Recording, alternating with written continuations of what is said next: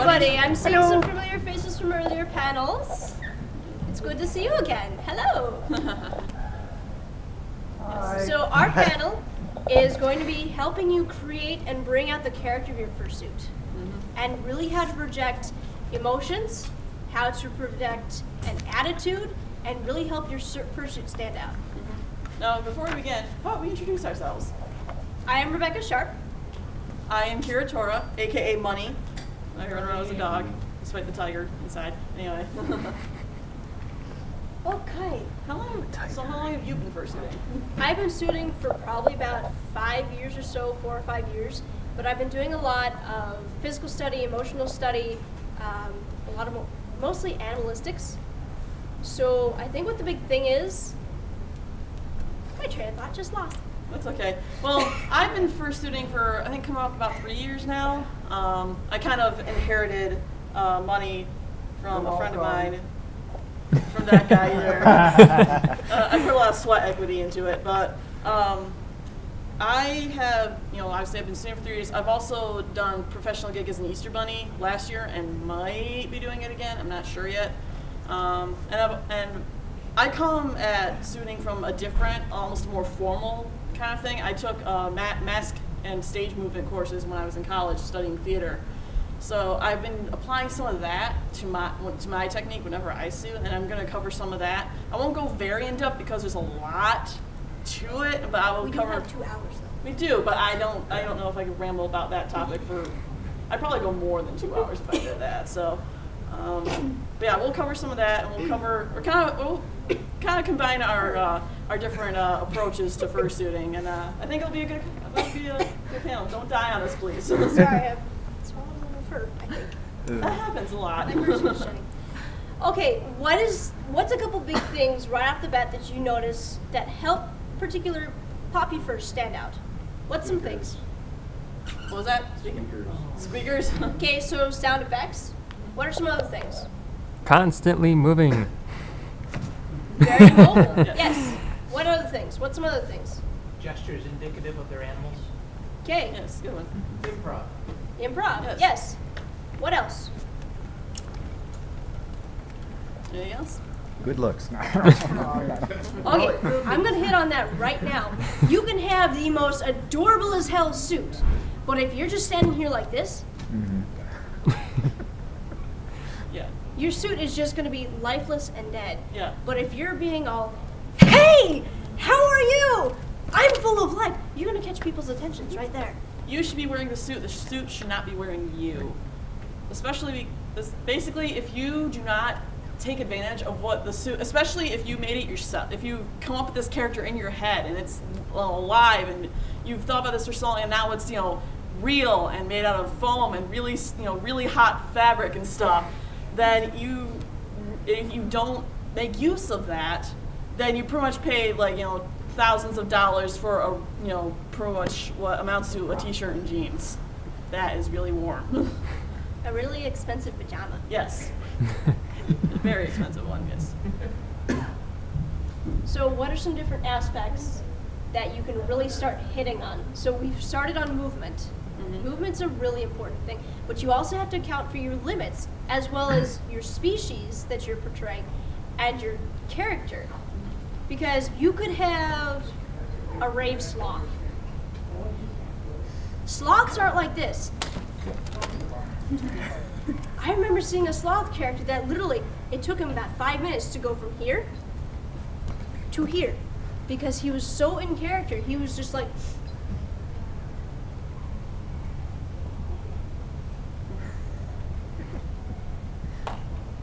it was great. I admit, you were all watching her while she was doing that, right? Yeah, that kind of stuff is definitely key. One of the things that I learned when I took stage movement and mask movement and stuff is it's a technique called viewpoints, and to keep it very, very simple, there's tons of books about it, and you can certainly find them at Barnes & Noble behind us. But yeah, there's one at the mall. Anyway, Woodland behind us. Anyway, it boils down to 2 things: time and space. Space, could be hot. does your character use a lot of space? Do they really focus on a little bit of space down here? You know, time, are they really quick? Are they really fast? Or like with the sloth, are they slow? It's especially useful when you're thinking about things, especially if your character's not necessarily one particular animal, or if they're like a made-up animal that you've come up with. You know, so you can think of, you know, just kind of, maybe you have this big muscular character. He's not going to be, you know, dotting around like us. He might be like, you know, puffing out his chest and just moving like that. You know, yes, look at me, how awesome I am. Yes, thank you very much. There's also your physical limitations you have to keep in mind as well. If you've got a very robust and active character, but you yourself might not be physically, you can't just blow all your energy in the first few minutes of the convention because you're going to be absolutely dead dog tired. And you're not going to really be able to add life. You're just going to be another wall hanging. Yep, you're going to be another walker, pretty much. And this is especially if you haven't come up with a fursuit yet and think about design. I remember when I took the mask course, one of our instructors had this mask, like, I think it was literally this long, and it was like this big, like, grinning character, like, and you had to put so much energy into that. Because I think one of the things that a lot of people forget about is that the first thing they see when they see a fursuit is the head. And a lot of stuff that you find in the head, you know, shapes, you know, angles and so on, that can be repeated in the body, and then that can dictate your movements and stuff. When I did the Easter Bunny gig, it was a pretty generic Easter Bunny, you know, not terribly nightmare-inducing, but still, you know, pretty generic. So it's like, okay, how do I make this better? Okay, well, the eyes are big and round. Okay, where can I repeat that somewhere on my body? And I decided, well, he's gonna kind of make circular steps. So he kind of walks, you know, big. It helps that he had big feet, so I had to walk that way anyway. You know, and you know, kind of repeat that, you know, swinging arms, kind of walking around, and well, I got compliments on it. My boss said I was the best Easter Bunny they had, so it's one of those many things. Another thing is finding that right character to go with the suit. You could have this absolutely scary monster character, and it's not going to be going, big old demon, giant horns. Which would be absolutely hilarious to see you, by the way. I might try Somebody to make that happen. No. He is going to be lurking around, looking, kind of thing. Sorry. It's okay. But he's not going to be skipping. It's your face has a lot of emotion. But now you've put a mask over it. You have to translate that emotion you are feeling into your full body. So how do you usually do that? I was thinking we could probably get 1 or 2 or 3 maybe suitors up here. We're going to whisper an emotion into their ear. If they can hear. If they can hear. And they're going to try their best to portray it. Do we have any volunteers? Don't make you just grab somebody. Okay. Come on up, Silver. Come on. Oh, we got Yena's. All right. That's good, brother. We got one more? All right. You in the back, Come on, the black and green one. Come on up. Yay! Okay.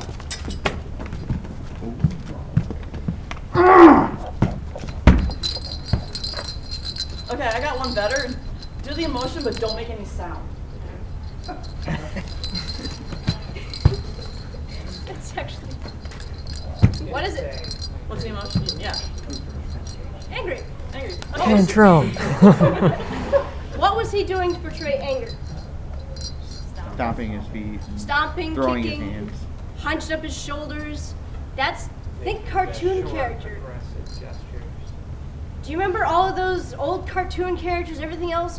They just really got huffy, puffy, stomping around. If your character is grumpy or angry, go for it. Be a total grump butt the whole time.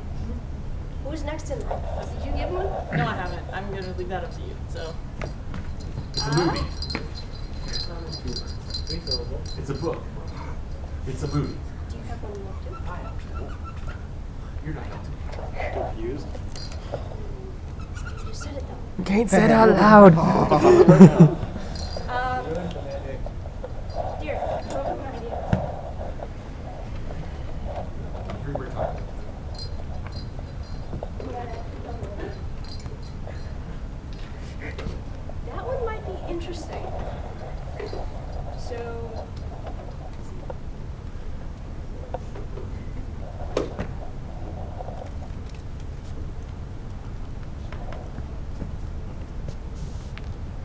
Okay, any guesses? Shy.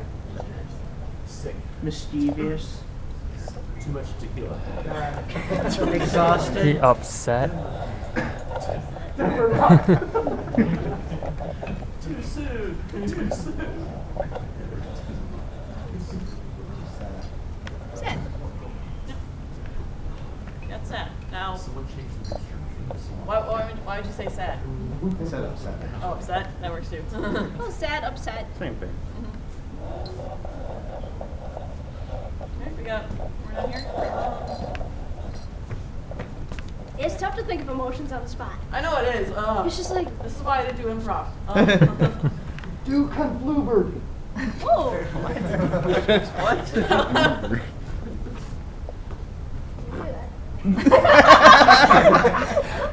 Should be good. I think she did.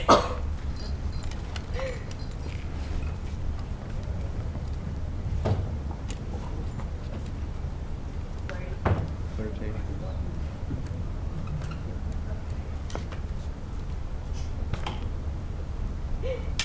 Any guesses? Flirting. It's a bird. Yep, Flirting, yeah. flirting. I totally didn't get that.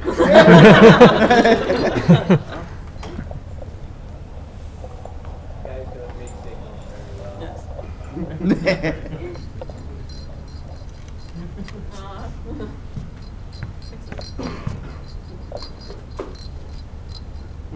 Oh my goodness. Did you read my signal? Okay. All right. I think you guys sit down now. Yeah. Oh. Thank you. Thank you. We're gonna drag you up I here. said I We could have to change decide. out the battery. Okay, so now that we've got body movement, there's another thing I want to talk about, and that's what I call vocalizing. Now, a lot of fursuiters might decide to be completely silent and go only by pantomime, but there are some. You got people, the fursuiters who are speakers. You got the ones, who make animal sounds, and the ones that just outright talk. One thing that would makes you more interesting is moving your head when you vocalize. Like, for example, whenever I'm barking as Money only barks. When Money is in character, they only bark. And a lot, if I just stood there and just went, and then, actually, let me put on my head, it'll be a better demonstration. Yes. It's magic. Hooray! Sounds good. Yes. So, if I just stood here and went, it's not that interesting, isn't it? It's still very cute though. It's still very adorable, but it's not that interesting. Now if I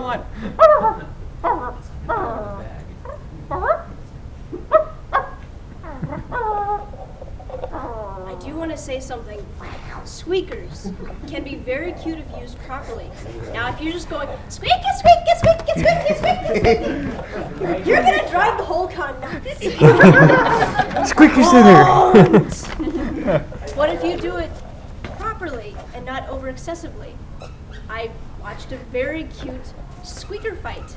A pair of suitors had a pair of squirt guns, and they're going squeak, squeak, squeak every time they'd pull the trigger, and it was adorable. Yes. But if you're just wandering around the con, just aimlessly squawking and squeaking, you're gonna have something thrown at your head. Yeah, that, and if you're trying to go for an effect with the squeaker, obviously you want to be cute, but if you're just doing it aimlessly and you don't have a reason or a purpose for it, then there's no point in squeaking, all the time. Like if you reserve it, I know one suitor, Flux. Is it Flux? Yes, Flux, the kangaroo. Yep. He only squeaks like after you pretty much have to beg him to squeak half the time. Like I He go, won't squeak anymore. what's that? He won't squeak anymore. That's sad. Too But many people squeak. that's true. But I liked his technique. That's what I like because it's still that not only is it not annoying, it's also something that draws you in as a spectator almost. It's like it's like, oh, he does something cute, but you have to really ask him nicely, and then just kind of engages that, and then he squeaks, and you're just like, oh, hey, payoff, all right. And then he runs off. And then he's gone, off into the ether. So Another one good example everyone would probably know is telephone. Now, she does not exactly use a squeaker. She uses a different item that she made herself. But she brought the squeaking into a whole new world. Mm-hmm. And that's what's a really awesome thing to do with vocalization, because you yourself have a wide range of vocalization you can make, or there's a lot of different noisemakers out there you can use to really bring in your character. Now, I can understand if you got one of those little toy dogs that did the whole bark, bark, bark noise. That'd be adorable for a dog suit. But if you had, you know, put the noise to the species and to the character to really enhance and bring it out. Yeah. I'm trying to think what else we can cover yet. I know there's one thing. I think a lot of people. Mannerisms. Yes, mannerisms, and especially what I like a resting, like a resting pose. Like if you don't want to be overly hyper and active, and you still want to look in character. Bob back and forth. Yeah, bob back and forth. A lot of people I see do this. Some people say it's overdone, but I think it's just kind of one of those things that everybody learns at first when they're starting out is animal hands, the puppy hands. I think everybody starts with it because it's just an easy pose to hold for a long time. Like I've done it for quite some when I first started out. I'm trying to figure out another resting pose that still says I'm in character, but I'm not overly active, because there'd be a difference between like I'm in character as opposed to oh my god I'm tired I need to get back to my room. Like that differentiates it for me anyway. And that's just one of those things you gotta find maybe your character just does this and this is their resting pose, or like if they're big muscle fur, maybe this is their resting pose. Just gotta kind of experiment. I mean, I don't think there's anything wrong with the puppy hands. I think there are some that do, but it's a good place to start. You just experiment with, if you can go elsewhere with the pose, go for it. If not, then nothing wrong with what you got. Another thing is to look into your species and really look into the species mannerisms. One thing I do a lot with Scout, my ferret, is I will watch for hours on end YouTube videos of ferrets, and I gotta tell you, it's addicting. So you can look into the basic characteristics or the traits, but there's always a couple key things that every species does. And even then, there's still character things that every breed does. Labradors, there's sport dogs. Then you've got bulldogs or something, real chillax. But the thing with the ferrets was they're always bouncing around, bobbing their head, war dancing, everything else. And it's a really fun thing if you can bring that into the character. It really adds to it. Birds, they do that whole little bob their head thing, jerk around, no, kind of thing. But it's those kind of mannerisms, if you can add your own twist to the character, but still trying to keep a couple of those mannerisms, you can really create not just a suit, but you can really create a lifelike character. If you just replicate nature, you're just going to have this one static stationary thing. But if you draw from the essence of nature, you're going to create life. I know one thing when I first started suiting as Money. Now a lot of the perception of Rottweilers is that they're tough dogs. They're tough dogs, and Money's brother suit Cash is stylized like a tough dog. They're both pre-mades, and Money obviously doesn't look like that. He's a bit kind of derpy looking, and Brain and brawn? Well, I guess you could say that. He's the lovable derp. Yeah, he is indeed the lovable derp, and that is how I decided to go with him. Maybe kind of more puppyish. So you have the expected thing, but there's nothing wrong with going on the flip side of it.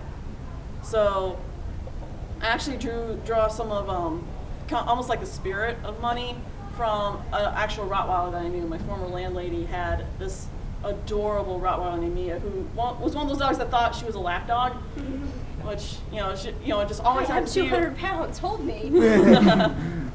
But yeah, she was adorable. I actually kind of got my butt wiggled from her, which I actually started doing in real life now. It's kind of sad. Just like, oh, I'm really excited. It's like, wait, I'm not in a suit. I'm a real person. Just you're adult.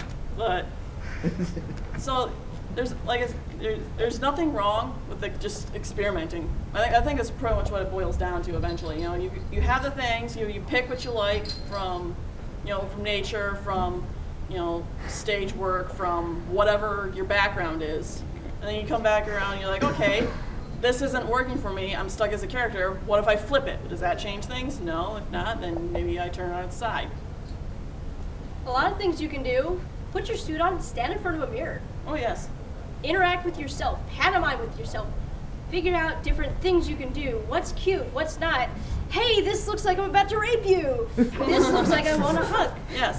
Not only that, whenever you go out on fursuit meets, always have at least one person who does photos or videos. I always, whenever one of the local meets we have around here that's pretty popular is our art prize meet, where art prize is like this huge art competition. Like there's artwork installed all over downtown Grand Rapids, and I always tell people, if you're not in suit, bring a camera, bring a camcorder, bring something, because obviously you're gonna see the suitors doing awesome things, but the suitors themselves will be able to see how they interact or how they look when they're posing for a camera. For the longest time, whenever I took a picture, because I have tear duct vision on my head, and because I look out that way, my head would always be down.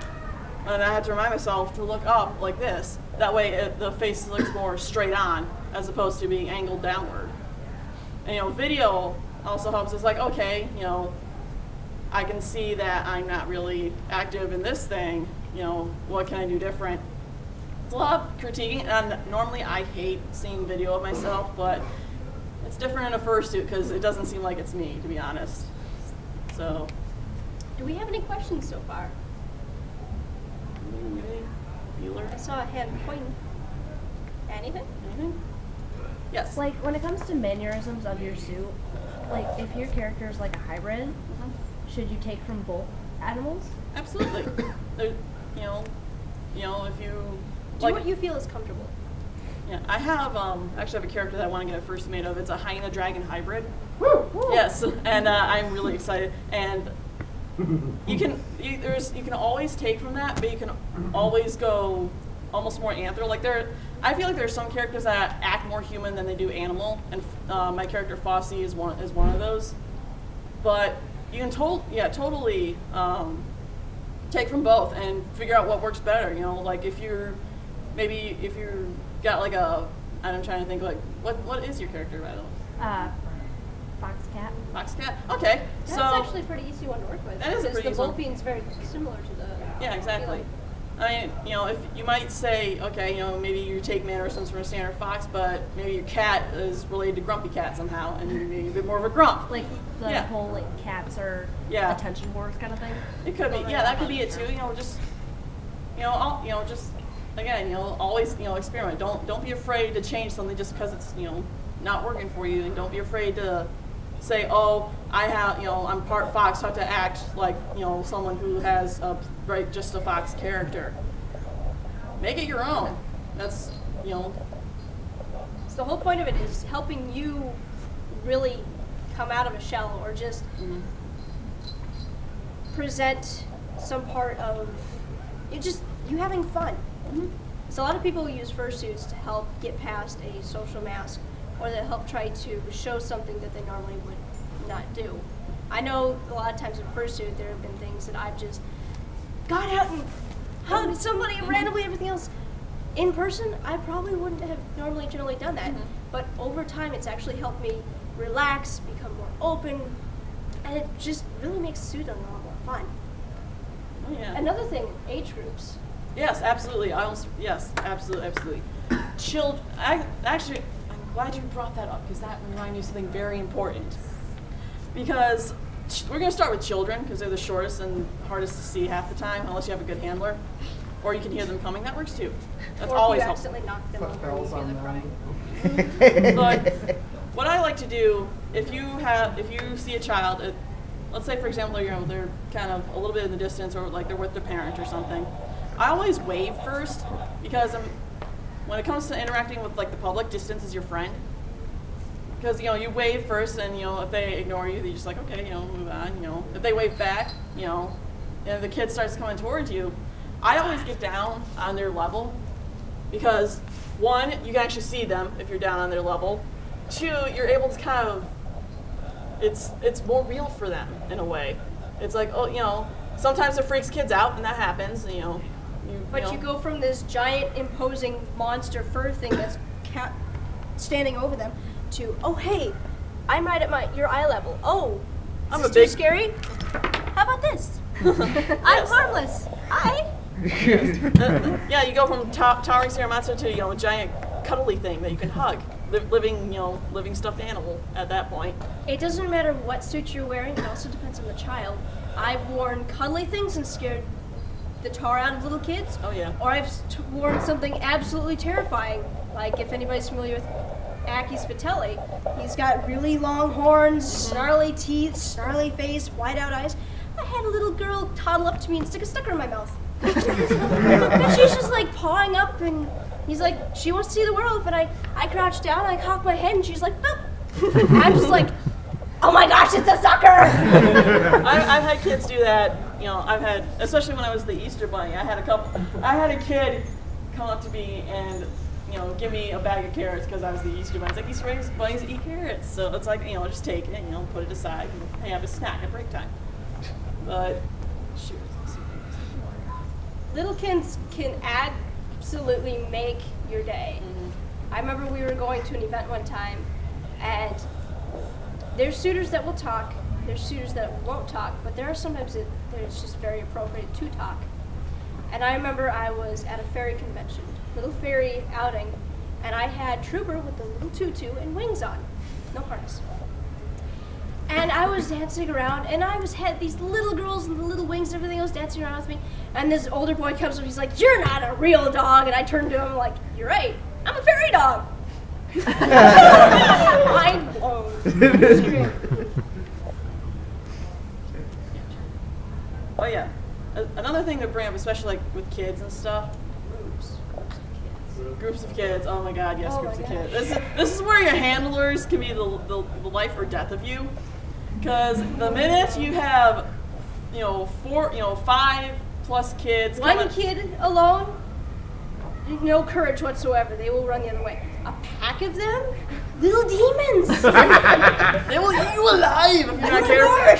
They're just like, "You're not real."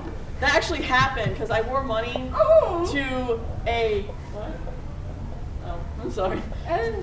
Making the noise at what you were just saying. I wore money to my family Christmas party actually, and I just happened to have. I was like, yeah, sure, I'll throw on a bunch of kids.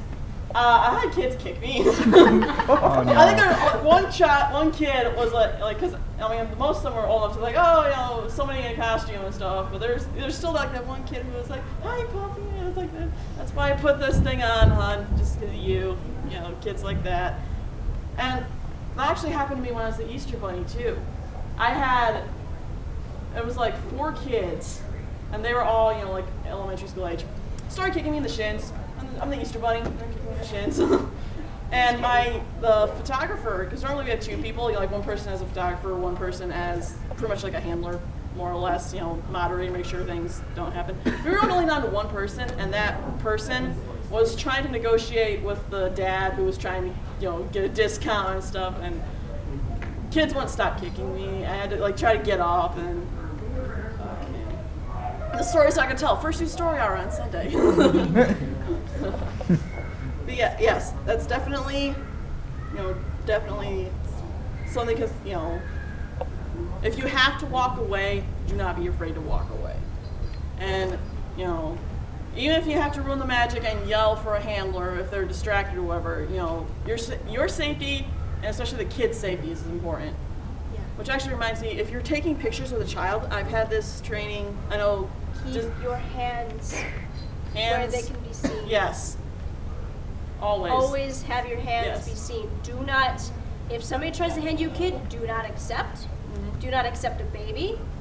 You crouch down with the kid and you keep both hands where they can be seen. Yes, and if possible, I always, especially if I'm down like this, and I always keep it off to one side, because it's still kind of at an angle, and I always try to keep a bit of space between me and the child.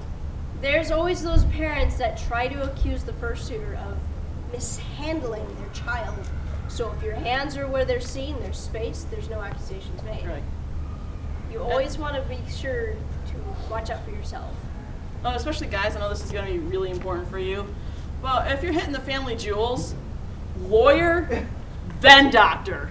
I had this, learned this from a professional mascot, and that's very important because it shows the kid. I'm not doing this. The kid's doing this. Ow! Went up an octave. So, okay, here's another interesting one. While we're talking about groups, drunk people. Oh gosh. Oh, God. I hear the groans. Yes, I hear the groans. Drunk fursuit. Drunk? No, just drunk people come up to you like, This past art prize for me, I had a random guy come right up to me and he was like, "So what's this for?" And like, I think he said one syllable and you could just smell the alcohol all over him. So, and I think I just walked away from him. Again, don't be afraid to walk away. I mean, even if it doesn't seem, kind of nice, if you're hurt or you think you're being hassled. I had people, this actually happened to Lampert. I think he talked about it in an early panel. We were downtown for New Year's Eve because they have a ball drop and everything. And some drunk people almost tore his head open. They had trying to tear it apart just because some drunk girl was trying to say, like, "I want to see what's inside." And it's like, no, it's like, get away. That is one of the few times where you break the magic. It's like, if your safety is at stake, if someone else's safety is at stake, you break the magic no matter what. I actually knew a suitor one time. This was down at AC last year. Her claws are 4 inches long, solid resin. And there was a gentleman that was very intoxicated, tried to grab her in a very inappropriate way, and she swung around and got him in the ribs with the claws and went the other way as quick as she could. There are a lot of people out there drunk. High, whatever. Another convention, Indiana FurCon a couple years ago, there was a pair of drunk guys that were trying to hustle a friend of mine and her roommate into going 2 separate rooms and to get a drink. And that roommate was 17, and she kept telling him, "I'm 17, I can't drink." "Oh no, you'll be fine." The people weren't even a part of the convention. They were just there at the hotel. So suiting in groups is another really important thing, because if you've got several guys trying to work their way, especially if they're drunk, more suitors is really important. It doesn't matter what age, whether they're drunk, whether they're little. If you've got a bunch of little kids and you've got a bunch of fursuiters, you won't have this giant mob. Hey, does this work? Does this come off? You won't have that so much. Are you a real dog? They'll be a lot more spread out. Safety in numbers as well. With the older people, you'll have less likely of a chance of getting in trouble, or you'll have backup if you need help. And witnesses in case something really bad goes down. You have to hopefully this never happens to anybody, and I don't wish this on anybody. If the police have to get involved somehow, going in numbers is always primary safety. Not saying I haven't done solo suiting before. I don't recommend it though. I lucked out like the one time I did it solo. Well, yeah, that was the only one time I did it solo. I've done a couple solo suitings. It also really depends on the area. Yes. Make sure you're in a very open public area. Well lit, well open, well seen. Yes. Any other questions? Now that we've scared you all to bits. Any other questions? Props are another thing that can be done. Yes, absolutely. If that's something that you have trouble like interacting with other people and you can't really think of, props. I know one character who it's a cheap Provo cheese beagle. He's got a giant cheeseburger, and that becomes a prop. People might try to steal it or they hold on to it. Actually, one of our friends, he's got a kangaroo suit, and his pouch has like a Capri Sun pouch that he made himself out of felt. And there's been people who have tried to take it, but just kind of there. It's a little prop. Is it attached to the suit? I think maybe. I think it just slides in. No, it's not. You should be able. Yeah, 'cause he didn't have it initially, so, right? Yeah. But a lot of these props, they can either really give you a moment of, oh hey, look what this is. Look what I can do. Hey, interaction. It's a great interaction key to really bring a bunch of people in, because you can have this really active character, But if you're not really interacting with people, if you're just like chasing your tail or something, it gets kind of old. But if you're bringing up into people and you're interacting with everybody, and it lightens up the thing, and it just brings everybody together.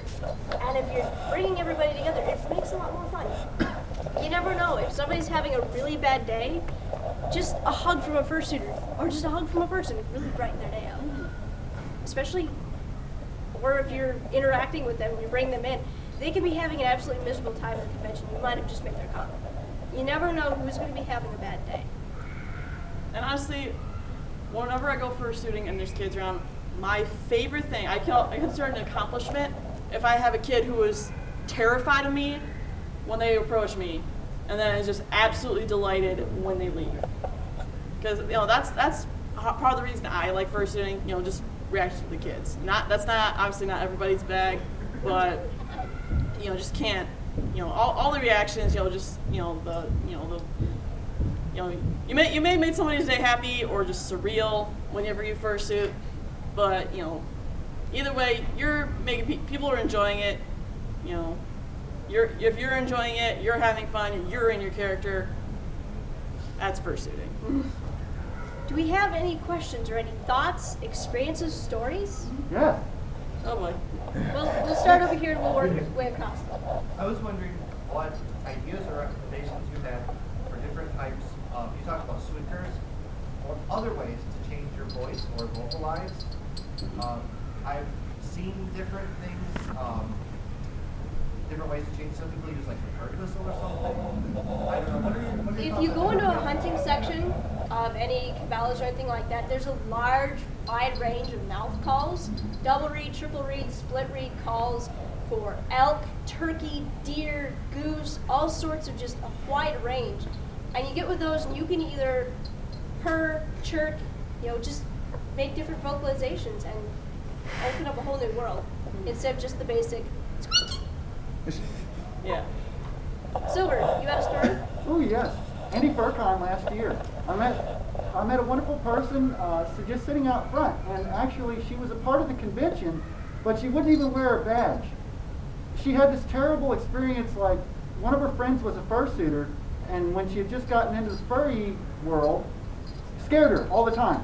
Like, Oh man. she'd come over to her house, because her house was unlocked, and put her suit on, and when she came in, she'd jump out and scare. And it We just had scared her so experiences bad with that, like, actually at our last bowling meet, we had somebody who was terrified of actually here's another story. If you have somebody who like they or like their friend has like coerced them into, like, hey, it's like, oh yeah, my friend's terrified of fursuiters. You should go scare them and stuff. I had one time I went fursuiting with some friends down at OhioCon. And this guy comes up to me. It's like, my friend is afraid of fursuiters. And she, I guess he was trying to like kind of break her out of being so scared. And the first time we tried to go, she ran right away. But the second, managed to come back a second time, and it was literally like I think a good like 10 minutes of like having my paw out, like because again, distance is your friend, and just like this, because honestly, if they're scared, it helps if you act scared too, which is why I was kind of like this and just kind of itch. I think it was literally like, rush, gone! The whole really shy, Yeah. just the, Yes. I don't know. That especially works with kids, because Yeah. just mirroring actions can get you pretty far, like when you're interacting with people. Yeah, because if you've got a little kid, pardon me, Molly, That's fine. and they're hunkering around behind their mom or dad, get down there too. You just be like, Hide behind a handler or another fursuiter. or just be like, hi, I don't know, kind of thing, and just think of how they're feeling. You just found this, to you, ginormous, giant monster that is coming at you, and the first thing they'll probably notice is teeth and claws. So Or just really big eyes that scares that, hide the mouth, hide the hands, and just think of how you would feel if something was just like, hi, Jimmy! You're gonna terrify the child for life. But They'll if be you, in therapy for years. And if they knew who you were, they'd probably send you the bill. but if you picture of how they're emoting, how they feel, embrace it, and then just try to turn it into a positive thing. You know, let them come to you. You sit on the ground and let them come to you. Did we have any other questions, comments, or stories? Okay. I have a cat's partial and everything, and if I have to go somewhere, I gotta have a traveling strut and everything. Because you never see a cat. Cats just strut. Do you have anything like that? If you have to be like, ooh, I gotta go. Again, that comes, you know, that's pretty much like your own personal kind of thing. Like if you've seen, like I remember one of the exercises we did in my mask class in college was animals and involved, you know, mask work, you know, having animal masks and stuff. And I had a cat mask, just like a regular Halloween style cat mask. And I took that, and I had this really slow pace going on, you know, just kind of like, you know, just kind of going like that. Cool cat kind of. Well, the funny thing is that my instructor said, that's a really old cat. So, and again, you know, like we mentioned before, it's up to you, you know, do you, you know, because when you take your character's background and age, you know, Money is more of a puppy. Fossey is probably going to be more like, you know, young 20s and stuff. My Tiger Suit Kira is probably going to, you know, act older. Your, you know, backgrounds are going to be different. Like if you were playing a younger one, they're going to act different than if they were in their, you know, older. Anyone else? If you're, okay, you're talking about struts a sec. You can do, you know, Tomcat, you can do your snooze, do a little hip swing, get the tail going. You can be more military, whatever else. Yes, dear? It would be a good idea to sometimes get a second opinion on the things that you're trying to do in case it actually comes across Yes, that, as quite yeah. different. Yep, that's like I said. That's what happened. My instructor. I just, you know, I took a, you know, just a slow, deliberate, you know, cat, and I thought, you know, it was, you know, like, you know, Sharpe said, oh, it seemed like a cool cat. My instructor said that's a very old cat. So, it's all that's partly why photos and videos when you're fursuiting are so important, because you can take what you've seen and then, you know, feedback. It's like, okay, I thought I was acting cute here and I just look annoying, or again, you know, I thought I was acting like a cool cat and now I'm just looking like an old one. So there's all, you know, don't be afraid to have feedback, and especially with a lot of other fursuiters, they are an excellent resource. Especially like some of the ones that are more experienced, you know, don't be afraid to go up to like Step or Sparky, because, you know, just say, you know, just say, hey, I like how you do, you know, this thing. And then, you know, just, you know, ask me, it's like, hey, you know, I thought I'd try this, you know, when I'm really happy, does that work out? So it's like the same concept of like, how do I look in this dress kind of thing? More or less, yes. You know, does this make me look fat? No. Does this make me look old? Yes. Another good one to look into, if you're looking for ideas or anything, fursuit parade videos. Yes. How many people will watch fursuiters just going like this, shuffling along, and then you'll see that one that'll be bouncing around or doing something, have a little spring to their step, or bouncing around. Maybe they're flying around. You never know what they're going to do, but they're the ones that stand out the most, if you think about it. So if you want ideas, watch a couple fursuit parade videos. And it might not necessarily be the bouncing ones. Like, I remember, I think it was MFF 2012, I think it was, where somebody had, you know, Metal Gear Solid guy in the box. I don't know if anybody remembers that one. But the suitor, but he was in the fursuit parade, and the suitor in front of him, you know, just kind of walking along and just looks back and, you know, just absolutely terrified. And, you know, obviously I remember. Was he the one that had the box? Yes, that was him. Ah, he Yes. had the balloons. I remember that. Yes. Ah. And, yeah, and you know, he was at MFF, and that was, you know, and I think he brought the. No, there might have been more than one person, but yeah, it was MFF 2012, I believe. No, it might have been 2011, but yeah, I just remember that, you know. Drop it. One of my. Somebody got a text. Text alert. Can't talk. Everybody stay. You're lucky I don't do one of my mask instructors. She also did street performance. So whenever, and if someone had a cell phone go off, she would just take it and just, you know, text it, take pictures, that sort of thing. So yeah, I would not recommend doing that in a fursuit. I'm just saying right now. For Yeah. that, if it's an iPhone, can't do it. Can't Requires heat. How to phone. Yeah.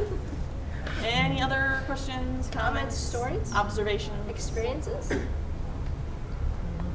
Things make you go, huh? Seeing some I thinking actually had an heads. experience. It wasn't this past JFAX, it was the year before. Okay. I had gone with family friends, so I was kind of wandering around by myself.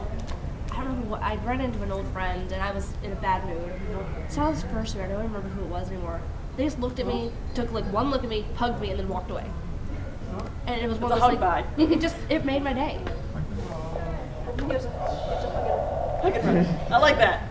Run by hugging. I think we had somebody else have a hand up. Oh, yes. Let's see here. Like, I guess you could take other things from like cartoons and shows as well. Like Absolutely. certain It's body. actually, now that you bring that up. Body gestures and body language is a huge thing in fursuits. And for me, vocalization too, if you haven't noticed from this badge, when Money barks, it kind of sounds like Lou from Blue's Clues. This is one of my favorite badges, by the way. So, again, you know, drawing inspiration anywhere, you know, just kind of, you know, because you might see a person walking down the street and be like, hey, that person's walk kind of, you know, it's kind of might trigger something. You're like, hey, I got a new way for my fursuit to move. Because when you're expressing an emotion, you've got to exaggerate it. Even like when you're speaking, you have to exaggerate your jaw or your voice to get it to project. Same thing with your body. If you are excited, hey, you know, normally you'd be like, yeah. Well, this won't show as much as yeah. This will. Or, just yeah. make sure there's nobody around so you don't be like, oh, yeah.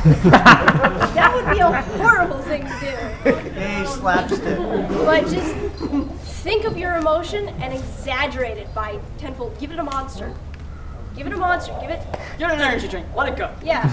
But just let your emotions be free. You're trying to express yourself. You're not just like, oh yay, this is fun. No, it's like, oh yay, this is fun. Yeah, let's do this. Yeah. I'm pumped. I'm ready to go. I'm ready to dance. Come on, let's go. You know, you gotta keep your energy steady so you don't die, but you want to keep it lively enough and just keep yourself and have fun. Keep in mind again your limits. I want to hit on again your limits. If you're feeling lightheaded, if you're feeling woozy, get some water, cool off. Right? Rule the magic if you need. Again, rule the magic if you need to. If you're doing all right, go around the corner. But if you notice yourself, you're not sweating anymore. You're weak. You can't think. Your brain is just. I don't foggy. care where you are. If you're in a crowd of kids and you're about to pass out, take the head off. Your health is far more important than the magic. I don't care what anybody says. Your health is far more important. I know Disney would probably shoot me right now, but then again, Disney only has their actors out for 45 minutes, and they are taking a break for 2 hours. Mm-hmm. They take care of their actors because they know their limits. Know your own limits. Do not push yourself past those limits, or else you could really hurt yourself. I know. Some hands up. Usually, like I said, the goal is to not get to that point. So Yeah. breaks, know when you're starting, what's not. Hydrate. Yes. Yes. Speaking of hydration, I know a lot of people say, you know, have ice cold water. The thing with that is, you can't keep doing it for hours on end. And I know this from experience. This past JFAX, I wore money, you know, to the convention, and I had brought, you know, a bottle of water with me, and I was testing out my new Under Armour that I got because, you know, I needed hot weather gear. I was wondering how you were doing because it was really hot that day. It was really hot, and I learned, and I had the worst dehydration headache I've ever had in my life that I never want to have again, because all I had all day was cold water, and your body cannot absorb that much cold water over the day. It will just pass it out as extra water. It also takes your body a lot more time to warm that water back up to a usable. That's why it just passes it on through. Which is so what I have stuck. You know, when we did this past art prize meet, I switched to Powerade, and I made Powerade ice cubes, and just put it in there. So that's like all day as it was melting. You know, I still had Powerade. I was able to go like pretty much all 7 hours, not have dehydration issues. We did stop for a food break, but I was going fine. I could have gone without it. I probably shouldn't have, but I could have. So that's kind of the thing, that's one of those things you want to address. If you need to have water, it doesn't need to be ice. You can have it cold at first, but you shouldn't be like, oh, I need cold, fresh water because my water's gotten warm. No, it's water. Drink it. It doesn't matter what the temperature is, and your body's not gonna pass it through if it's room temperature or warm water. I can say from experience, I was out dancing one night. I was extremely overheated. I was very hot. I was very thirsty. And I took a glass and I downed it very quickly, and it was cold, very cold. I made myself sick. I made myself nauseous. I couldn't move. My stomach hurt very badly. If you're gonna drink and you need absolute water right then and there, try the best if you can get room temperature water. Your body will thank you. And small sips, yes. Don't inhale it all at once. It'll be a No chugging. You don't want to. It'll be a shock to your system. You'll end up throwing it up, and you'll just make yourself absolutely sick. I know one thing, especially if you're doing like recovery. I actually learned this, found it online from professional like college mascots and stuff. Sports mascots. What you eat afterwards is important too. If you have Powerade or Gatorade, that's obviously replenishing some of your electrolytes and your sodium. You can actually make your own. I found online. Somebody said that. Yep. Previous panel. Yep. And what I found out is that some of the food, you got to replenish your potassium and your sodium. So after the massive dehydration headache, as soon as I got home, I pretty much like laid in bed and was eating like plain Pringles, because potato chips have that sodium. It might not be the healthiest for you, but foods that are high in sodium, have sodium, potassium, bananas. Bananas are a great one, and they're not heavy on flavors too. Because I know sometimes if you're heavy on have something that's really flavorful after you're done, you might make yourself sick that way too. Yes. Potatoes are also rich in potassium. Yes, which is probably why the Pringles were very helpful that night. But it was terrible. I was like, oh my god, just like slowly feeding myself. It's like, oh, what the hell was I thinking? Oh god. Something we do in marching band that my teacher would always have us is on the sideline. She would have yellow Gatorade for us. She'd have oranges, and she would have chocolate milk. And all three of those are really good for if you're getting really low on energy and you're needing a good pick-me-up, need a good strength. But salt, water, hydration, which would be water, potassium. But you've just, I do not go binge drinking in Fursuit for a variety of reasons. One, you'll be so dehydrated before the end of the night. Two, you don't want to puke in a fursuit head, okay? Because you're done. It's a pain to clean that out, trust me. I've had to do it. It's not fun. Do Story it for time. Not myself, I don't drink. No. Yeah. So, actually, It's important. Actually, what I'm thinking about, I'm sorry. Like, it's important to know that you should probably not drink nothing, like nothing but energy drink, or not energy drinks, I'm sorry, like Gatorade and those sort of things, electrolytes, because you can have them in excess as well. That's true, yes. Just kind of like balance, get some in you, because otherwise you're going to get cramping and dehydration. I mean, when I had the Powerade, when I was at JFAX, I had my water bottle with me, but when I did the art prize meet, I had a handler hold on to it, so I'm not like constantly drinking all the time. That was probably half the reason I had that headache so bad. And while we talk about hydration, how to keep keep dehydrated, what you wear under the fursuit is always important. I know, because personally, I'm one of those bad fursuiters. I'm currently wearing a t-shirt and jeans under this right now. I am a little warm, but I'm not terribly warm because that's what I consider my winter gear. In the summertime, I actually have a set of Under Armour, and I know that's going to change for everybody. Some people will prefer wearing Under Armour all the time. Some will be like me and mix it up. And I heard the argument for wearing jeans and t-shirt has to do with Under Armour's wicking properties, because it'll wick away sweat, but it'll still get on your fursuit. Whereas like jeans will probably kind of trap it a little bit and not really expose it as much unless you're sweating a ridiculous amount. So. Even then, you're still holding that salt next to you. It's getting in the fursuit, it's getting against you, you're going to be absolutely miserable. Sweat will actually break down the backing of your fursuit. So I hit on this at the cleaning panel earlier. I don't know, how many people were in here for the cleaning panel? So, good chunk of you. Good chunk of you, yes. But, what you wear underneath will really help your endurance. When you first get a full suit, if anybody of you will be getting one at any time, you will be very warm no matter what you do. But your heat endurance will build up over time. But what you wear underneath will really help as well. You can wear cotton or anything else. That tends to trap a lot of heat and a lot of moisture. But if you wear something like the Under Armour. Under Armour, thank you. If you wear something like Under Armour, it will help get the sweat away from you. It'll help keep you cool. I am a long-term suiter. I like to do 10, 12 hours without popping my head if I can. And if I'm in a cotton-based whatever, I can only go to about 2 or 3 before I'm starting to get really warm.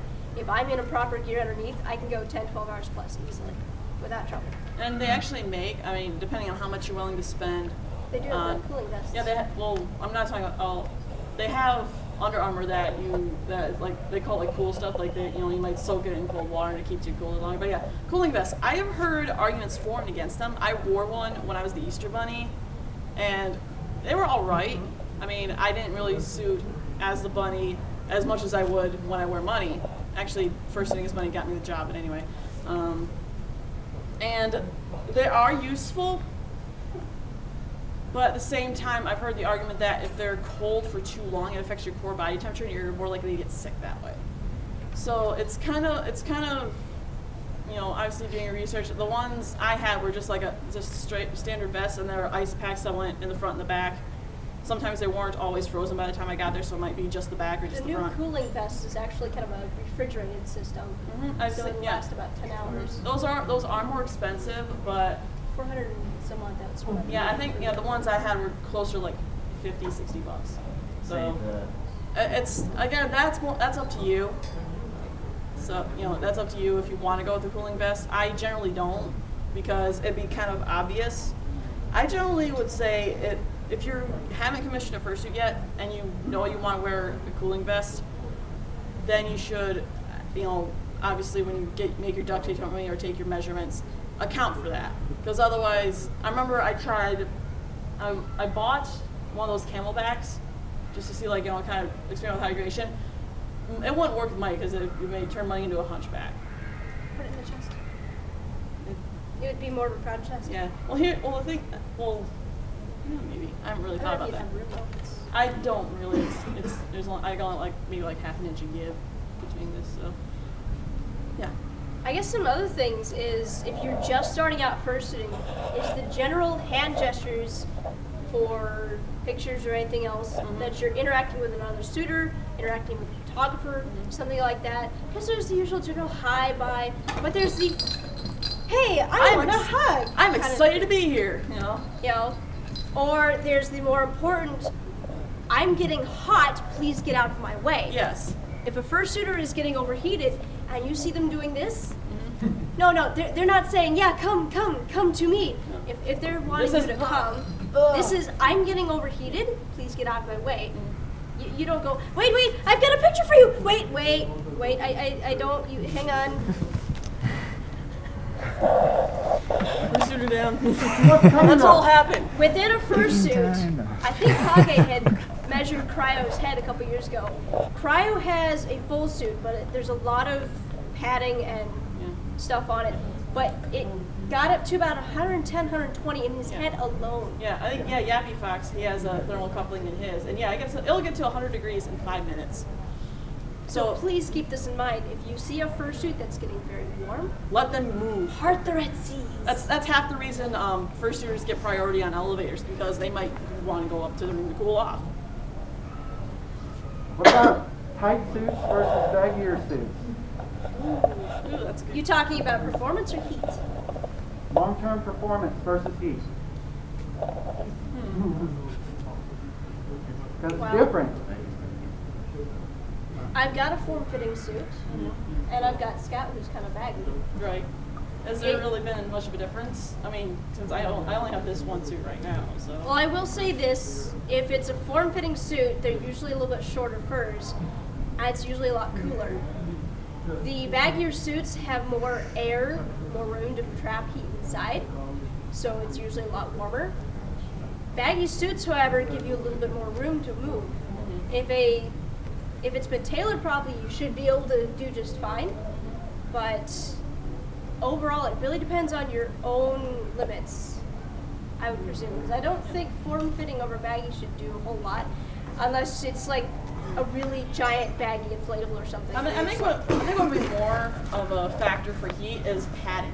Like, you have a digitigrade suit with the padding, and I got plantigrade, and I don't know if that's warmer for you because I don't know. Digigrade and any kind of padding is always warmer. What you use for padding can really affect it. I've actually got the Open cell? no, it's not even foam. It's the polyfill. I have polyfill padding in mine, and I've actually found it to be lighter, cooler. There's Lighter the and word. cooler. Both. One of those words. Lighter and cool. I've actually found it to be a lot cooler, so I'm able to perform a lot longer, everything else. Suits that I've had foam, I felt it to be a little bit more restricting. It kept the heat in there longer, and I found myself tiring much quicker. Does the polyfill settle more? I haven't had an issue. And the nice thing about the polyfill padding is you can actually wash it, so it makes your entire suit washable and keeps yourself nice and clean. It's lovely. Actually, I know kind of backtrack. You meant to like important gestures to know. There's a couple that I kind of came up with doing the Easter Bunny thing was time. Yep. And I need a drink, especially if your handler has your water bottle. That's an extremely important one to know. Yes. Camera, you can. Because knowing how to do this will keep you from being this. Very much so. Yes. Question. So what is the polyfill padding again? Polyfill, it's just, yeah, it's just stuffed animal stuffing pretty much. Yeah. Alright. I don't know how many makers actually do it. I kind of hope more people would. It takes a little bit longer because you have to make the little pillows and everything Because else. I know when you wash a blanket, let's say, and stuff it, the stuffing will get moved around. It won't be even. Is that I with the don't- polyfill, or? Well, the thing with my padding is I'll run it through the wash. I don't do it through the dryer. But I know if you wanted to fluff something up, you usually toss a shoe in with it, and it'll kick things. That's what we do with the down jackets to keep everything fluffed around. So I presume it'd be the same thing. Any other questions? Yes. The obvious question. Usually the thing is when you're performing out there and someone stops you to take a picture, you get down and you're like, oh, I completely blank on what to do. How do you prepare yourself? Really? Like you just suddenly, like random photographer comes up, it's like, oh hey, can I take your picture? Again, this is kind of like my stock Moses used like something like this, act cute and stuff, and that kind of ties in almost with the resting pose I talked about before. You'll have a picture pose, which you might have to hold a picture pose for 5 minutes, not even that. Another story, art prize, we had this happen a couple times with our fursuiters, and where one person was like, hey, your costume's awesome, can I take a picture, guys? And they're like, okay, yeah, we all get together, and then suddenly like 10 other people want to take your picture, and that happened like at least 3 times at our meet that we had, just like, people like stop and like, oh hey, this is interesting, thinking that's like part of the artwork or something, and that's another reason to have group pictures, because it's a lot less draining to be like this, like that, as opposed to, trying to hold a pose by yourself, and then it's like, oh hey, 20 more people just pulled their cameras out, help! Another thing, if you ever get in front of the mirror, just practice different poses, but don't be afraid to go outside your comfort zone. Just, you can keep isolated in yourself, or you can really, stand out. Look at me! Yeah, I'm awesome! Just really play up on the features. This mansion is mine, yes. Exactly, the whole power. Pose like you own the place! Or there's the evil, I'm about to kill you, I'm going to get you! Everything else. Or there's, cute, flirty, masculine. Just really play up on the suit's features and your own. Or you've got giant ears. Hey! I can hear the world! Like a fennec fox. Or just, just have fun with it. And don't be afraid to be stupid and silly and cute and whatever else. Yeah. If you think you're acting really dumb, it's potentially going to look really, really cute. So what might be dumb to you might be absolutely friggin' adorable to the rest of the world. You'll never know unless you try it. Right. Obviously, there's certain limits because you wouldn't be like, random person, hello. Obviously, you're not gonna. Sorry. I've had 4-year-old women sit on my lap. I'm used to it by now. Obviously, you're not gonna be running up to somebody and be like, hello. No. Again, that's why distance is your friend. Yes. When you're in here. But, or if you know somebody. I can do this, he's my husband. If you have a friend and you need to lighten the mood. Sorry, dear. If you got a friend and you need to lighten the mood, say, drag them over. Be like, hi, how are you doing? Just to lighten the See, I couldn't do that. He'd probably break my arm. And she would probably break the other one. Show the world that, hey, I'm totally friendly. I'm cuddly. I'm good. I'm not gonna hurt you. Do you want to play? Just move around, have fun. Do a little dance if you're excited. What does a puppy do if they're overexcited? Besides peeing on the floor. They wag their tail off. They bounce around. They go in circles. They're just like, yes, yes, oh my gosh, yes, yes, yes. Think about that. Anything else? Any other? Anyway. Okay, Coyote. One thing I've learned with photography, when you take a knee, you lower your profile, and it's easier for the photographer to get both you and the small child in the frame, and they really appreciate that. Yeah, that's part of the reason I like getting down on their level, is because eventually, like a parent might come like, oh, this is adorable, I gotta take this picture, and they pull out their iPhones and get that set up, and in the meantime you're on your knee, you're right here. I've been having trouble getting up, back from kneeling, but I still do it anyway. My old 27-year-old age. Anyway. I know. And we have one more over here. I was just wondering if you had any comments on fursuit dancing, and I know fursuit dance competitions have gotten really popular now. Mm-hmm. Yes. Do you have any comments on that? I actually participated in Floor Wars this past MFF, and I participated in the Fursuit competition, and I got randomly paired up with my friend Tyson, who, if you haven't seen his video, if you haven't seen him dancing, he's fabulous. I'm pretty sure he's doing something for the Masquerade. Oh, he's here? Yeah, he's here. Awesome. Well, I don't know if he's here. He had to work today, but yeah, he'll be here this weekend. And honestly, at watching my performances, the same standards for hydration, not overheating and stuff will apply, but money is not a dancing suit, which is partly why I'm commissioning another one. But I did it because I wanted to try it. It was something I wanted to do. I'm not quite sure what you mean by just like commenting on it. I think it's fantastic. I mean, obviously some fursuits will look better. They might look better, but it's always the person underneath that suit who can pull it off. Like again, best looking suit in the world. If they can't move, if they can't walk, if they can't have that character show, it doesn't matter what the suit looks like. It's like I mentioned before, it's pretty much like a $1,000 t-shirt and jean combo, pretty much, with a really big hat. So, I guess with fursuit dancing is you've got to keep in mind your limits as well as the suit's limits. If you've got plush paw pads or something and you go doing some fancy head spin or whatever else, and that paw slips, you're going to get injured very quickly. yes. Or silicone paws, silicone paw pads. You go trying to scoot and you're going to get stuck really quickly because of the grip and the grab. There's ears that could get in the way, stuff like that. It takes a lot of endurance, a lot of practice. I am extremely impressed with those that try to dance because they go above and beyond. They are very incredible. But a lot of their moves are really, really awesome, really open, but you also leave room for those that are not on the dance floor because not everybody can dance. But there's a lot of things a lot of people can do. It can really make their suit stand out.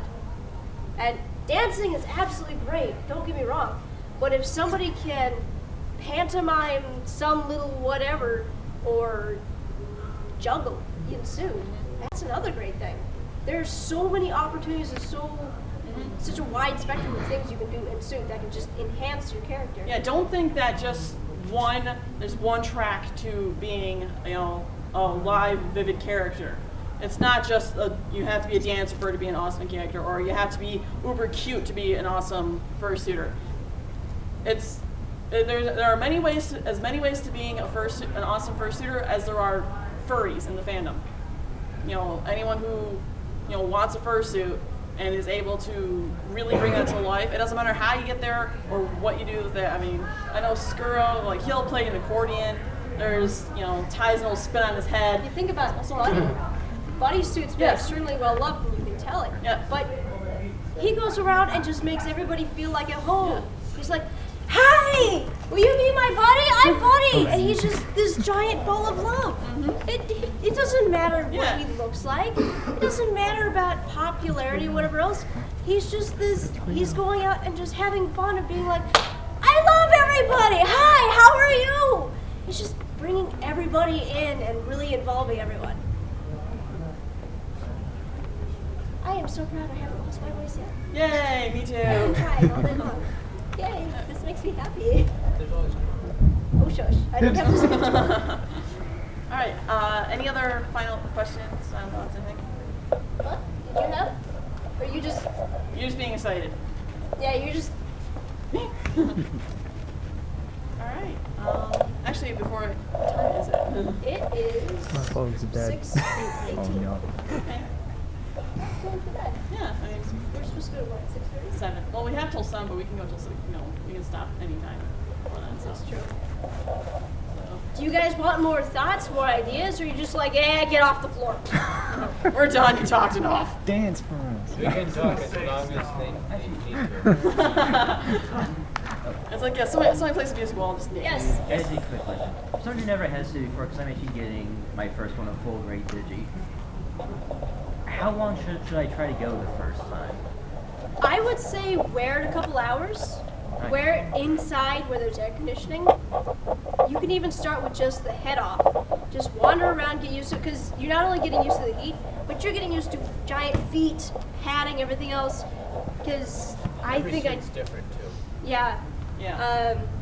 Squatting takes a little different. It depends on how it's made as well. Right. But different digigrade will act differently. Sometimes getting up off the floor takes a little more effort because you've got all this extra padding, so you're trying to roll and get up. But once you start getting that, maybe go outside for half an hour, wander around, just build it up in little increments at a time. And another thing that you mentioned, bringing up, how each suit is different. Vision, incredibly important. You need to be extremely used to having this. Like, Money's head is literally this. Although honestly, the Easter Bunny had worse vision because the inside of the head was right here. But anyway. Actually, this is a good idea. Can I get all of our suitors up Yes. here, please? Come on up. Come on, all of our suitors. Yay. Everybody. I'm the cutest one. What I want you to do when you get up here is, as you do, put your paws up and bring them in to about where you can start to see them. Do you know what I mean? Show me your range of vision. How far out can you see your hands to the sides of your face? Yeah. This is especially important if you are. Actually, let me put on my head because I'm pretty sure I've got the narrowest field.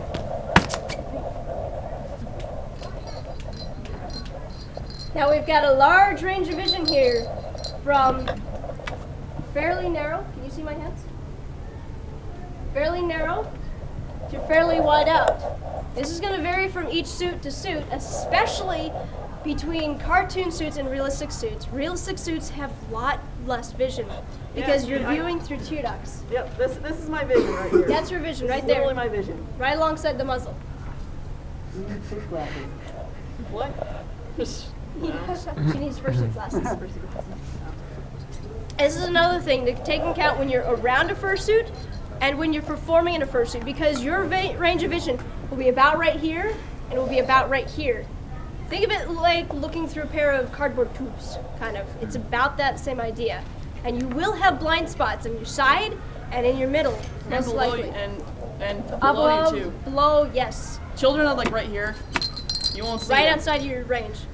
You'll have them bumping around you, you won't even know until you knock them over, and they start screaming. And you're just like, oh my gosh, what I killed! Giant spider. Thank you. You guys can all sit down now. Thank you very much.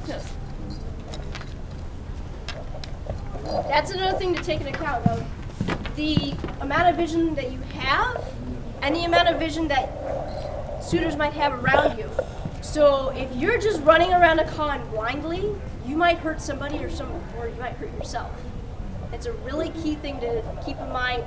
Your moves, your actions, maybe your props. The last thing anybody wants to see, hopefully, is a fursuiter running into a wall.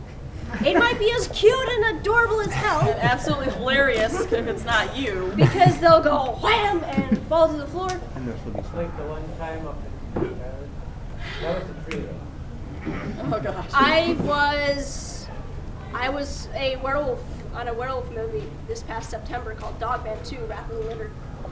And our vision was below the jawline. And we were up on stilts. So this werewolf took little short 5'2" me to being almost 7 feet tall. I was extremely happy I could reach the top shelf without having to climb on anything. Yay! But there was a point in the movie where one of these bipedal black dogman creatures is supposed to be seen by a car passing by as it's walking into the woods. What the producer wanted was me coming up off the ground and running into the woods. Now let's put this in this way. Fursuiter, no vision. On stilts, running through trees, uphill. Both ways need each no way. Wrong story. Well, I'm trying to do this narrowly missing trees, but the person that's supposed to catch me is still being seen on camera. And so they're like, Buzz, we can still see you, go back, go back. I have to catch her, go back. Okay. He goes back with plans of running forward to catch me. Well, this whole time I'd been missing these large quake and aspen with this one little one over here. And my grace and glory, I got up and I booked it and I slammed into it like this. The littlest one. Managed to find the littlest one. Either way, as funny as it was very painful. So you also have to think of, hey, this could be fine. Hey, y'all, watch this. Your medical bill will say otherwise later. So I guess it's kind of a in the limitations sort of thing. Our suitors are getting warm. Good. Yes. They are good. We won't yes, be offended if you have to cool leave. off, We're not. please. Yes. How are my other suitors doing? Everyone doing Y'all okay? doing all right? Awesome. Okay, good. Good. I just want to keep on checking you guys. I actually had another quick question. With however you say it, with glasses, is that gonna stop it from preventing sweat to get in my eyes if I wear my glasses with it? Because I have no vision, I have to wear my glasses. I actually wear my suit in, Glasses. I'll actually wear my glasses in suit, and if you get an open face one, it'll stretch around and usually will rest around on your brow. Okay. After a while, you will get sweat coming down no matter what. It'll just slow it down after a while. The biggest thing is usually going from a really warm environment to stepping outside and the glasses fog up. I know actually one thing for the glasses thing. I have a friend of mine who he actually has goggles that he wears instead of glasses, which I'm not sure how it works with his astigmatism, but I don't know. I haven't tried that myself since I don't really need glasses. When I fursuit, my vision's not perfect, but I can still see enough without any sort of corrective vision. But goggles might be might be a possibility. I don't know how well they keep sweat off of your eyes. I think they like fog up something terrible. There unless you have is anti-fog anti-fog lens. Yeah. Stuff that'll slow it down. Yeah. Well, potato or onions on your finger, the starch will help them last as well. That makes sense. It actually reminded me of something. If you get really sweaty, like I know especially girls, they get under boob sweat. Either Gold Bond or baby powder. Yes, calcium powder too.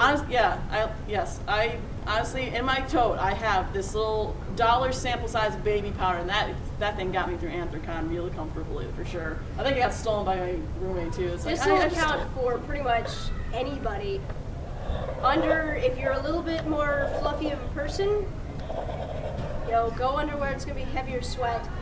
Under your boobs, underarms, stuff like that. Crotch. Yes. Crotch, yes. Any of these areas that are going to be heavily sweating. Because you could always do this whole, hi, you're so cuddly. And then you walk away and they're soaked. Yeah. You have covered them in your scent. And they did not want that. Totally not cool. No marking your territory that way. It's not fun for anyone. Yeah, no. The human musk, I hate to break it to anybody and everybody, but the rest of the world doesn't want it. No. Please be good smelling. That's why the usual 6-2-1 rule. They used to say 6 hours of sleep, 2 meals a day, 1 shower a day. First it should be at least 2, honestly. Like shower before, shower after. Because I say that I pay for this suit in sweat equity, and so much sweat. Like you peel that off and you're like, oh my god. Air is like, So yeah, and yes, the cold shower is extremely wonderful. As soon as you're done, that's probably like the best part for me, honestly. If I take that off, shower, dibs. Keeping your fursuit clean as well is another great way to help keep your performance up, because who here has been around, say, football team? Anybody gone by a football team after they've gotten done? You know how lovely they smell? The stench. Yeah. Now, can you imagine that kind of smell on you the entire time? I'm sure everybody's had that day where they've just been absolutely putrid and brought tears to their own eyes. It's happened. It happens. A really good way to help keep your energy up is to actually keep yourself and keep your fursuit clean. And you can actually wash your fursuits. It is a thing that can be done. I had a panel on this a little bit earlier, but I'll touch up on a little bit of. You can wash your fursuits in the tub by hand. Put them in the tub, fill it with lukewarm to cold water, not hot. Never hot. You can even do this if the digigrade padding is sewn in. As long as that padding gets fully dry, it'll be fine. Foam through water, it will be fine as long as you get water on it. It'll be fine as long as you get air on it and it's fully dried. Say you're at a convention, you can't exactly wash it every day. So getting a water and alcohol, rubbing alcohol, not the drinking kind.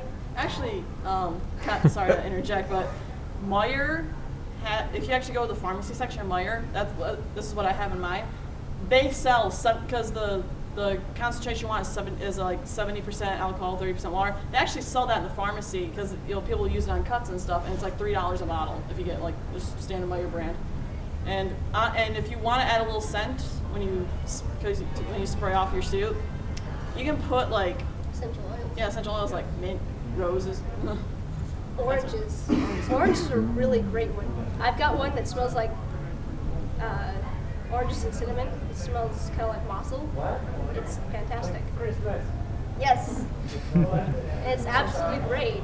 It not only makes everybody around you realize, oh hey, you smell great, but you're smelling this constantly, so it's keeping your mood uplifted, it's keeping you happy, it's keeping you full of energy. Especially the orange, that's a really rejuvenating, energy-filling one.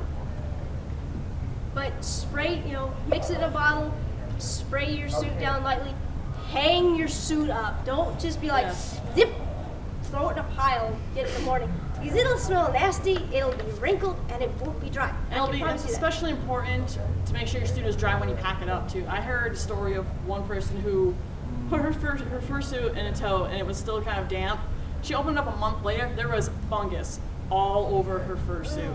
She was able to save the bodysuit, but she had to completely rebuild the head because the fungus had gotten so into the foam and everything. So it's like, make sure everything's dry when when you're storing or packing stuff away. If it's a couple days old, there's actually a way to save that.